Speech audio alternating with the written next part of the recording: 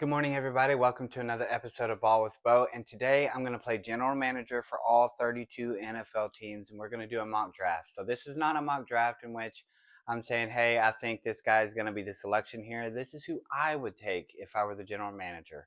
That makes it a little bit more fun, and we still have a long way to go, a lot of evaluations to do. So, there's a lot that could change, especially with free agency coming upon us. So, I'm going to go ahead and just say, hey, this is who I would take given the draft selection. And we're going to start with the Las Vegas Raiders. Now, everybody and their mother has Fernando Mendoza going number one overall. I would do the same thing. I think it would take a massive haul to get Las Vegas to move out of that spot, and I don't think anybody's going to be willing to do that. The Jets are the only team who really have the draft capital to do that, and I think they're going to wait on the 2027 class, maybe go after Kyler Murray or Tua. So I think Las Vegas stays pat. They go ahead and take Fernando Mendoza, and then they don't look back. He's a good quarterback. He's a great quarterback, but he's not some elite prospect like Trevor Lawrence. So, I don't think there's going to be anybody willing to give up that much to move up and select him. And because it's not much of a question, we'll go ahead and move on to number two. The aforementioned New York Jets, they have holes everywhere on the roster. Okay, this team, they went ahead and traded away Sauce Gardner. They traded away Quinnen Williams. They basically punted on the season. So they have a lot of holes everywhere. They were hoping to be picking at number one. However, that did not happen. So they're sitting at number two, and they have a lot of options here. So if I'm the New York Jets, I'm taking best player available, and that's generally my philosophy. When you're in the draft, I say you take the best player available, and then when free agency comes around, you go ahead and fill team needs. But while you're in the draft, you just take the best prospect available, the highest guy on your board, and then you kind of figure it out later. So if I'm the New York Jets, I would take David Bailey at number two. Pass rushers are at a premium, and David Bailey is the best of this crop. I think he's got lightning quick speed. He's got elite production. I'm talking elite production at the collegiate level. He did it at Stanford. He did it at Texas Tech. I mean, I don't think it's a coincidence that he came into Texas Tech and then they won the Big 12 for the first time ever. Had one of the best scoring defenses we've had this freaking century. And he was a major reason why. I really like watching him play too. He doesn't play with gloves. He's not all armband up. He's just a hard nosed football player, and he's got elite quickness, like I said. And that's going to be, really crucial whenever you're getting around offensive tackles at the next level. I think he's got the highest ceiling and the highest floor of any edge rusher in this class. So I think the New York Jets would do very well, and just go ahead and take him at two. At number three, it gets a little interesting. So the Arizona Cardinals, they need a quarterback. The Kyler Murray situation just isn't working. They're going to have to figure something out with that, bringing in a new head coach. But it's a little bit too early to take a quarterback. Fernando Mendoza is gone, and I don't think Ty Simpson is worthy of the number three selection. So if I am the Arizona Cardinals, I would take Arvell Reese. He's just the best player available. He could fill a need at linebacker. He could be your edge rusher. He is a little bit more of a projection than some of the other players in this class, especially David Bailey, because his production really dipped off towards the end of the year, and this was his first year as a starter, much less getting snaps on the edge. So he's going to have to get a little bit more polished. He's going to have to, put in some work in the weight room, add some muscle to his frame. But I think at the worst, you're getting an elite off ball linebacker. And at his best, if he can, harness all of that ability, he can get a good defensive line coach. I think you'll get an elite edge rusher. So I think the Arizona Cardinals, they would do very well taking Arvell Reese. At number four, the Tennessee Titans. This team was a dumpster fire the entire year. They literally have Cam Ward on offense, they have Jeffrey Simmons on defense, and that's just about it. So, kind of like the Jets, they got holes everywhere. But if I'm the Tennessee Titans, I would get Cam Ward some help. He didn't really have anybody to throw to this year, and his stats really suffer because of that. And I think with a young quarterback, you really need to get him an elite wide receiver. So I would take Carnell Tate in this selection. This may be a little high for some people, but wide receiver has, it's become a premium position. And I think Carnell Tate is the best of this year's bunch. I think he's very polished. He's an elite separator, which is very crucial at the next level just because, defensive backs at the next level, they are a lot stickier. They're a lot smarter. They're much better athletes. And so getting separation for the rookie quarterback is going to be paramount to their success. And I think Cardinal Tate really upped his game this year. I know he wasn't even the best receiver on his team, but that doesn't mean that he won't be the best receiver on his team at the next level. I really like Carnell Tate's game. It's not just based on elite athletic ability. He plays the wide receiver position very well. He's got incredible hands. Did not drop a pass the entire year, which is very hard to do, believe it or not, even for a great wide receiver. So I would take Carnell Tate in this position. Load up on the offensive side of the ball this year. Try to get Cam Ward all the help you can possibly get him, and see if you can develop him into an elite quarterback. And number 5, the New York Giants. So we have, a couple of needs everywhere. Obviously, New York Giants fan.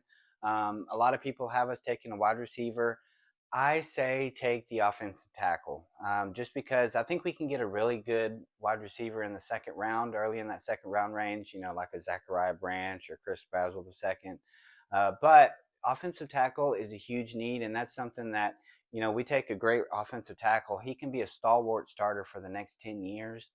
We already have a great left tackle in Andrew Thomas, so I say Francis Mauigoa is the pick here. He was a star from day one when he stepped onto the Miami campus, came in as a 5-star freshman, and he only allowed 2 sacks over the last 2 years. Now, there's a lot of scouts who say, yeah, he should move into guard. No, leave him at tackle and let him flourish. Okay, he's a mauler, he's a great run blocker. And like I said, only 2 sacks allowed in the last 2 years. I know right tackles are more of run blockers than they are pass blockers, but still, he's got guys coming off the edge just like the left side does. So he proved himself in that respect as well. I don't care if his arms don't measure, that 35-inch threshold or whatever it may be. But I would take Francis Mauigoa here, keep Jackson Dart protected, keep him healthy, because he's not going to do it on his own. He's going to keep lowering his shoulder and hitting that concussion tent once every 2 or 3 games. So, like I said, get him some help, and we can get a receiver in the second round. All right. At number 6, the Cleveland Browns. So the Cleveland Browns, they're in a position kind of like a lot of the teams picking ahead of him in that they have a lot of holes on their roster. But what they do have was an elite rookie class last year. Okay, they had Quinshon Judkins. They got him, so they got their running back position shored up. They went ahead and took Carson Schwessinger in the second round. He won Defensive Rookie of the Year. So they have an elite linebacker, Harold Fenton Jr. They have a great tight end. I would go ahead and take Jordan Tyson. When you have a rookie tight end being your leading receiver on your team, that says a lot about your wide receiver room.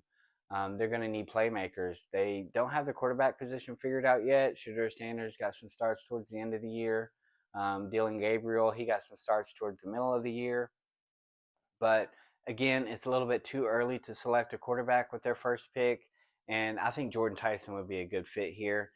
He's a really good playmaker, and that's exactly what they're going to need. Had a punt return for a touchdown as a true freshman over at Colorado. Transferred over to Arizona State, and the biggest knock on Jordan Tyson is his injuries. You could also say drops, but he had like a 1.6 drop percentage in his last year at Arizona State. But he's been hurt literally every single year in college. So his medical is going to be a big thing whenever it comes to his draft prospects. If that checks out, though, I think you're getting a great playmaker, a Pro Bowl potential type player. And the Cleveland Browns really need receiver help, like I said. So I say take Jordan Tyson here, and go ahead and give whoever's going to be your quarterback the best opportunity to have a great weapon. And before we get to pick number 7, I want to give a shout out to PFF, Pro Football Focus. So they have a mock draft simulator, which is how I'm able to do this and kind of keep track of who I pick where. And they also recently added a customized big board builder. So you can go ahead and move players up and down the big board wherever you think they should be ranked. That just makes it so much easier to do what I do. And I just want to give a huge shout out to them for making my life a lot easier. I don't necessarily agree with everything they do. They have kind of a subjective grading system, and so guys like Zachariah Branch are ranked way lower than what I would have them. So they're not perfect, but at the same time, they do things a little bit differently. And their mock draft simulator and big board builder have helped me out a lot. So I just want to give a little shout out to PFF. And on we go to pick number 7, the Washington Commanders. So in 2024, rookie quarterback Jayden Daniels took them to the NFC Championship game. For rookie quarterbacks to do that is amazing. He showed that he can be, a top 10 quarterback in this league. Last year, dealt with some injuries. Their defense was the worst in the league. Their pass rushing was not very good. And Von Miller and their other leading pass rusher, they're going to be free agents. So they're going to need an infusion of talent on the edge. So here at 7, I would take Ruben Bain Jr. Again, Ruben Bain Jr. through September, early October was the best player in America. Middle of the year really fell off the map, but towards the end of the year, he came on fire. The dude is a dog. He's a baller, and he's freaking jacked, man. Just watching him play, he's just a ball of muscle. So even though he's a little bit shorter, he's really thickly built, and that gives him versatility along the defensive line front. And also, you can play him in a 4-3 or a 3-4. Doesn't matter. He's going to get after the quarterback. He hustles, hustles, hustles. Doesn't take plays off. He was going to, after playing a 16-game season, he was going to go play in the Senior Bowl until things got a little bit too complicated. But Ruben Bain Jr., he's a phenomenal edge rusher. He's going to be a great run defender from day one. He does need a little bit more polish with his pass rushing moves. He can't just win with strength every single rep in the NFL. But I think Ruben Bain Jr. is going to be a fantastic player. I think he's going to go a long way in helping their defense. Getting after the quarterback, that's one of the best ways to stall an offense. And Ruben Bain Jr., he's the best available at doing that. There's, differing opinions on him because of his short arms. Some teams may have him going a little bit higher, like, to the Tennessee Titans or maybe even the Jets. But some teams also may have him going lower because of that short arm situation. So I have him going at 7 to the Washington Commanders. I think that's good value for them. I think that'd be a good fit for him because of the need there. And Washington, they're looking to get back to their 2024 form, and Ruben Bain Jr. is a really good start to that. Go ahead and select him on the mock draft simulator. And then the New Orleans Saints. So they surprised a lot of people this last year. Once Tyler Shough got inserted into the starting lineup, the New Orleans Saints came alive. They don't have a whole lot of talent on that roster. They have invested heavily in the offensive line over the past several years, so not going to go there. What I would do if I was the New Orleans Saints is I would take Makai Lemon, the Biletnikoff winner from this last year. He really showed up and showed out. He's a little bit on the smaller side, but I think he's going to be a good complement to Chris Olave. I think you give Tyler Shough all the help he can get, and that'll really help his development. Kind of like with Cam Ward taking Carnell Tate. I think with Tyler Shough, you take Makai Lemon, you really help his development, and that really builds for your future down in New Orleans. Kellen Moore, the head coach, he's a brilliant offensive mind. And I think he can really do a lot with a shifty guy like Makai Lemon. And also, Makai Lemon adds return value. And in today's game, the kickoff return is a big deal just because of the changing kickoff rules. Having an elite return man can really set your offense up for success. So I think Makai Lemon brings a lot more than just a slot receiver value to the New Orleans Saints. He's going to really help Tyler Shough up along in his development, and he's going to add value to that return game. So Makai Lemon going at 8 to the New Orleans Saints, great fit. Watch him make a couple of Pro Bowls down in New Orleans. All right. Next, the Kansas City Chiefs. So they may not pick this high again for a very long time. They played in 3 consecutive Super Bowls, won 2 of them. They've still got Patrick Mahomes. He is coming off that ACL tear. So I think the best thing that you can do in this situation is take an elite playmaker at running back. And it just so happens that my favorite player in this entire class, who I think is the best player in this entire class, Jeremiah Love, he's sitting there and he's available. So to take a running back this high, you really have to have the rest of your roster set. You don't need to have, huge needs at edge rusher. You don't need to have huge needs along the offensive line or quarterback. I think they're pretty set in all of those areas. So adding a running back, I think would just kind of elevate the rest of their offense and take the pressure off of Patrick Mahomes. Even though medical advances have come a long way over the last 20 years, that ACL tear is still going to bother him. It's still going to take him a little bit to get acclimated, be confident in that knee and running around. So I think if you add an elite running back to the mix, that's going to take the pressure off of him. And, with Patrick Mahomes being their quarterback, boxes are going to have to play, safety is going to have to play deep, okay? He's got a killer arm. He can throw the ball deep very well. They have Xavier Worthy on the outside, Rashee Rice on the middle. So defenses are going to have to respect that. And so he's going to face a lot of light boxes, a lot of linebackers who are looking to drop into coverage rather than attack the line of scrimmage. And that's going to open up lanes for Jeremiah Love.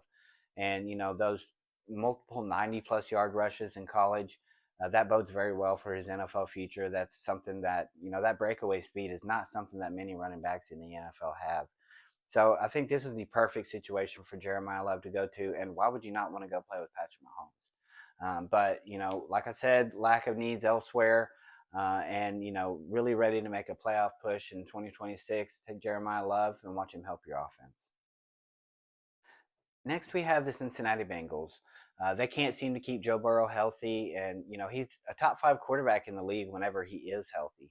But as often as he gets injured, they end up drafting pretty highly in the draft because of that. They're not winning many games when he's not on the field, and I completely understand why. But as a result of that, they have a high selection this year. They have massive needs on defense. Okay, their only really good player, Trey Hendrickson, he's not going to be playing in Cincinnati next year. Just a lot of bad blood there. They're not willing to pay him. And I kind of understand why. He is an aging edge rusher, and they've got all this money allocated to Joe Burrow. They paid Jamar Chase. He's the highest paid receiver in the league. They also paid T. Higgins quite handsomely. So they don't have a whole lot of money to allocate for the defensive side of the ball. And with Trey Hendrickson being on the wrong side of 30, they're just not seeing it as a good investment. So they're going to need help on the defensive side. If I'm them, I'm taking Caleb Downs. It's kind of surprising that he's still available. That's just kind of how the board fell. But Caleb Downs, he's going to help a defense out more than any other position just because he is so smart, so instinctive, such a good athlete. He doesn't have, massive build. He's not this 6'4", 220-pound, beast, kind of like Kyle Hamilton is, but he's going to be one of the smartest players on the defensive side of the ball in the entire league. He's also got an older brother who's in the league, so he knows what it takes to be a professional. And he's been the best player on his team since day one at Alabama.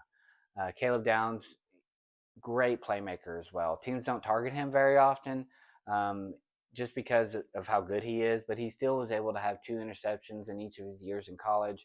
Had 2 forced fumbles against Malachi Tony in Miami in the I think it was the quarterfinals. So he makes plays on the ball. He's also a great tackler, very willing tackler. So you can play him in the box, you can play him deep. It doesn't matter where you put him. He's going to be one of the best playmakers at safety in the entire league. I'm talking Caleb Downs the minute he steps onto an NFL field. He's going to be a top 5, top 7 safety. Would not be surprised if he makes the Pro Bowl his first year in the league. I wouldn't be surprised if he's an All Pro. So Caleb Downs just has that much potential. So I think if you're Cincinnati taking a safety at 10, that's still good value because of how good he is. Safeties don't go in the top 10 very often. It's been since Jamal Adams went in the top. He went 6 overall to the Jets, I think in 2019. So it's been a while. But Caleb Downs, he's one of the rare safeties who's going to be worth that pick. And because there's not, a wealth of talent at the premium positions, I think taking him at 10 is actually a pretty good value. So Cincinnati's going to shore up their defense, take Caleb Downs, and not look back. Okay, so Miami, this is where things get a little bit interesting. Miami, they just cut Tyreek Hill, which I'm so glad they did that. He's a terrible person. And, with that injury especially, I don't think you keep him around. I don't think there's any justification to keep him around. You already have Jalen Waddle, who's kind of the same type of receiver, a really shifty guy, really big burner. So getting rid of Tyreek Hill was good, opened up a lot of cap space. They have a needed quarterback. They have a new head coach coming in. The Tua Tagovailoa situation just isn't working out, which, it is what it is. I like Tua. I think he's a good quarterback, but he's just got limitations that make it hard to see him as, a long-term starter in the NFL. They kind of capitalized on that 2023 season, or he did rather. Got a huge, huge contract, and now they're kind of dealing with that. They're going to have to find somebody willing to take on some of that money, but this is where it gets interesting in terms of the quarterback because a lot of teams don't see Ty Simpson as being worthy of this highest selection. Um, I would be comfortable taking him at 11. Just because, that stretch up until the last 3 games of the season, he had like 22 touchdowns and only 1 interception. Towards the end of the year, his lack of a run game, and he did get a little bit banged up. That kind of took its toll, and eventually it just got to the point to where teams knew they weren't going to run the football. His receivers weren't getting him any help, so his stats did suffer a little bit, but he still finished with 28 touchdowns to only 5 interceptions, 3,500 passing yards. So he had a really good year statistically. And I think what sets Ty Simpson apart is his game upstairs. Okay, he's the son of a coach, and that really shows while he's on the football field. He's got fantastic mechanics. He's actually a pretty good athlete. Like I said before, he's a guy that can get you a 3rd and 20. I was actually very surprised at how quickly he accelerates when he's leaving the pocket, and just his straight speed. He can outrun linebackers. He's that fast. So I think Ty Simpson, he brings a lot to the table. Despite his rocky finish to the season, I think taking him at 11 would be very justified. And if you're Miami, it's hard to find quarterbacks. Unless you're going to trade for Kyler Murray, just make that swap. Your options are really limited, and with it being your head coach's first year, I think it's very important that you get him a quarterback for them to come in together, grow together, learn together, and I think Ty Simpson can be the guy in Miami. So if I'm Miami, I'm taking Ty Simpson for sure. All right, Ty Simpson. The Dallas Cowboys, obviously not my favorite team. That's okay though. I still respect them. They have needs everywhere on defense. Their offense is elite. Dak Prescott, he's a great quarterback. They have CeeDee Lamb and George Pickens. It's interesting to see what they do about franchise tagging George Pickens. Are they going to be able to reach a long-term deal with him? I think he's definitely worth it after being a second-team All-Pro. But they have all the needs in the world on defense. And I think one of the best ways to shore up a defense is to take an elite off-ball linebacker. And Sonny Styles, he's one of my top 10 players in this year's draft class. Outside of Alrell Reese, I think he's the best off-ball linebacker. He's a former safety, so he's great in coverage. He had 6 sacks in 2024, and then he did not miss a tackle this year. So he's shown that he's an elite playmaker at all three levels of the defense, and that's exactly what Dallas needs. They also have a huge need at edge rusher after trading away Micah Parsons, but I think the value here is going to be in selecting Sonny Styles. Sonny Styles, he's 6'4", 240 something pounds, and he's new to the linebacker position. He showed up to Ohio State as a safety. So he has been playing linebacker for very long, and despite that, he did not miss a tackle this last year. That says a lot, and he spearheaded one of the best defenses we've seen in college football, since the 2011 Alabama team. So Sonny Styles, I think he's got Pro Bowl potential. I think he's going to be a great young man in that locker room. He's the guy that you can put the green dot on the helmet, and the green dot for the defense is the guy who makes the plays. He's the guy who calls the plays for the defense. He's their leader. He's a very vocal guy, and I think Sonny Styles would be a great fit in Dallas. He's exactly what they need. And at 12, that's a pretty good value for him. Off-ball linebackers typically don't go this high, but when Detroit selected Jack Campbell with the 18th pick, he's probably the best linebacker in the league right now outside of Fred Warner. So off-ball linebackers can be worth it, and especially, like I said, in a draft without a wealth of talent at the premium positions, some of these non-premium positions like off-ball linebacker are going to be selected a little bit higher. So Sonny Styles to Dallas, great value, great fit. Boom. The Los Angeles Rams, so I'm sure they were hoping to go ahead and select Ty Simpson here. I think he'd be fantastic in Sean McVay's offense. And if Miami doesn't take him, if I'm LA, I'm definitely taking him at 13, especially since you have Matthew Stafford for at least one more year. Whenever he accepted his MVP award, he said he'd be back. So I think that would be a great situation for him to come in and learn for a year. Ty Simpson had very limited starts, but in this scenario, he's not available, so they're going to have to look elsewhere. Their biggest need is going to be at corner. They don't have an elite playmaker over there at corner, and Jackson Smith-Njigba torched them this year. So they have a really big need at corner. And as it turns out, two of the best players available play the cornerback position. I go with Mansour Delane here. Jermon McCoy, I think he's a little bit more talented. However, he did not play at all this year after tearing his ACL in January. So the jury's still out on him as to how healthy he really is, and is he going to be ready to, step in and perform day one as a rookie. So I would take Mansour Delane. Had a fantastic 2024 season at Virginia Tech. Had 4 interceptions, 2 forced fumbles, so he makes plays on the ball. And then this year at LSU, he showed he can be a sticky cover man.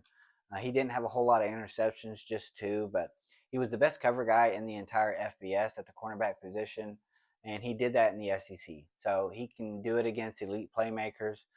He's the biggest question about him is going to be his long speed. Will he run the 40 at the combine, or will he run it at his pro day? I don't know yet, but we will find out. If I were him, I wouldn't run. I would just stand on business. You know what I mean? You put out great tape in 2025, great tape in 2024. I say just run with it.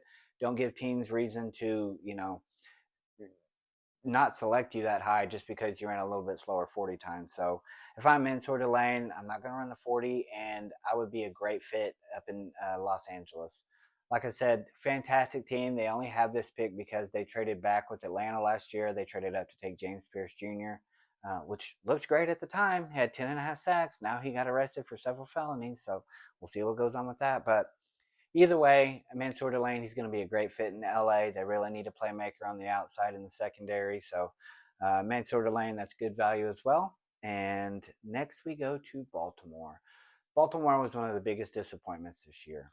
They had one of the best rosters in the entire sport, one of the best rosters overall that I've ever seen. Playmakers at every single position. They got Lamar Jackson at quarterback, but things really didn't work out. John Harbaugh ended up getting fired, which thank God he did. Now he's in New York. But Baltimore has a lot to work with. They're not used to picking this high in the draft, so this is kind of a luxury type selection for them. As I'm looking at the board, um, I would say go ahead and take Peter Woods. Peter Woods, he's very talented. A lot of people had him as the number one player in this year's draft class coming into the year. He just has that much talent. He's a defensive tackle, and he did not have great production this year, but as it turns out, nobody in Clemson had great production. That team fell off a map. I'm not really sure why, but Clemson really struggled, and so did Peter Woods. However, I still think he's going to be worthy of a first round selection. And I think whenever you surround him with all the talent that they have in Baltimore, I think he would be a really good fit. I think that's going to help maximize his potential, being surrounded by a lot of really good playmakers. The injury to Matabuke, it's kind of concerning. We don't really know if he's going to be available for 2026. And whenever you're a team like Baltimore, you really do need to focus just on drafting the best player available because you do have so many positions that are shored up. So Peter Woods, he'd be a good value here. There's mixed opinions on him. Some people have him going in the second round just because his 2025 was that disappointing, but I don't think it was disappointing enough to see him fall out of the first round. Defensive tackles, they typically don't put up fantastic production anyways, so him falling to number 14, I think that would be a good fit, good value. And Baltimore, they're going to see if they can run it back from their 2024-2023 season. They got a new head coach, so we'll see how well they do. There's been some talk about Lamar Jackson. Should they trade him? Should they extend him? Because his cap hit for this year is like $70-something million. So they're going to have to get something figured out with that. But Baltimore, they got a lot of promise, and I think adding Peter Woods to the mix really helps their value and their outlook for 2026. Up next at number 15 on the clock is the Tampa Bay Buccaneers. A little bit of a disappointing end to the season. They started off really strong. Through the first couple of months, Baker Mayfield looked like he was an MVP candidate. However, injuries to the receiver room really derailed their season. So I have them taking Kenyon Sadiq, the tight end from Oregon. By far, tight end one in this class. He is a physical specimen. I expect him to show up and show out at the combine. He's just a really gifted athlete. You can see him hurdling defenders, which is very uncommon for a tight end. The only knock on Kenyon Sadiq is he's not massive. So a lot of tight ends, you like him to be 6'5", 6'6", about 260. He's more of kind of a move tight end. He's sitting at 6'3", 245. We'll get the official measurements at the combine, but he's a little bit smaller than what you want for a traditional inline wide tight end. He's not going to line up on the right side of the offensive tackle very much. He's going to be more of a flex guy. He's going to play in the slot a lot, split him out wide, but the dude is a threat after the catch. He did have some focus drops this year. He had 6 drops on the season, which is slightly concerning, but he looked so natural when he catches the football. He just looks like a guy who knows what to do with the football, and that's a guy that Tampa Bay needs. Mike Evans, he's going to be moving on likely after the end of this year. Had a very storied career in Tampa Bay, but they're going to need another physical presence in the receiver room. And I think Kenyon Sadiq is the man to make that move. Kenyon Sadiq, only a 1 year starter at Oregon, but what a year it was. He had 8 receiving touchdowns, which was the most in the FBS for all tight ends. So I think he made the most of his 1 year as a starter for Oregon, and I think he's going to be a star at the next level. I really do. I'm not saying he's going to be a top 5 tight end in the league immediately, but he's a phenomenal athlete, and phenomenal athletes usually put it together at the next level. So I think Kenyon Sadiq is a great fit in Tampa Bay. I think he's going to be a great weapon for Baker Mayfield, and I think it's a perfect marriage of need and value. So Tampa Bay selecting Kenyon Sadiq. All right, the New York Jets are on the clock again at 16. They could use a quarterback, but Ty Simpson is gone, and I think it'd be better for them to get a good infrastructure, a good offense set before they introduce a quarterback. So I have them taking Denzel Boston here. He's a big playmaker at receiver. He's 6'3". He's listed at 6'4", probably going to come in closer to 6'3", 210-ish pounds. But I've heard he's going to run in the 4.4s at the combine. When you have that size, you have that kind of vertical speed, and you have the hands. Okay, he did not drop a pass the entire season at Washington, and that to me is incredible. So whenever you factor all of that in, he's the perfect threat on the outside for the New York Jets. They already have a good receiver in Garrett Wilson. He's more of a playmaker, more of an underneath type kind of guy. Great separator, great route runner, but now you've got a vertical presence. Now you've got a guy who can go up and get the ball, win those 50-50 balls. And so I think when you have those two kinds of receivers on your offense, that's going to be really good for the quarterback to come into. New York has had a really tough time developing quarterbacks. They missed out on Sam Darnold. I don't know what happened with Zach Wilson, but they messed that up too. And with New York's history in quarterbacks, I think it just behooves them to have everything that a quarterback needs to succeed already in place before you introduce that quarterback. So they're setting themselves up very well for the 2027 draft. Having those 3 first-round picks, they've got ammunition to move up and take whatever guy they want. So I think the future looks bright in New York, and it starts with Denzel Boston on the outside.